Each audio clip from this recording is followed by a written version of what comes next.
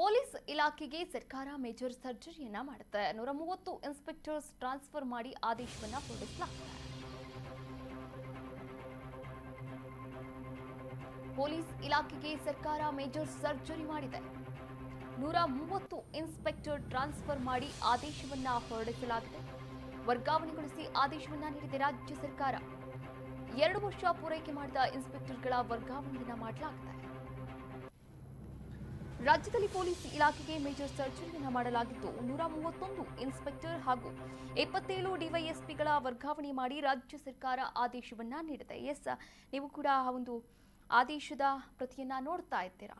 ರಾಜ್ಯದಲ್ಲಿ ಕಾಂಗ್ರೆಸ್ ಅಧಿಕಾರಕ್ಕೆ ಬಂದ ನಂತರ ಇದು 2ನೇ ಬಾರಿಗೆ ಇನ್ಸ್ಪೆಕ್ಟರ್ ಹಾಗೂ ಡಿವೈಎಸ್ಪಿಗಳ ಸಾಮೂಹಿಕ ವರ್ಗಾವಣೆಗೆ ಪೊಲೀಸ್ ಇಲಾಖೆ ಕ್ರಮವನ್ನ ತೆಗೆದುಕೊಂಡಿರುವಂಥದ್ದು. ನೋಡಿ, ಕಳೆದ ಬಾರಿ ಕೂಡ ಪೊಲೀಸ್ ವರ್ಗಾವಣೆ ವಿಚಾರವಾಗಿ ಆಡಳಿತ ಪಕ್ಷದಲ್ಲಿ ದೊಡ್ಡ ಮಟ್ಟದ ಭಿನ್ನಾಭಿಪ್ರಾಯ ಉಂಟಾಗಿತ್ತು.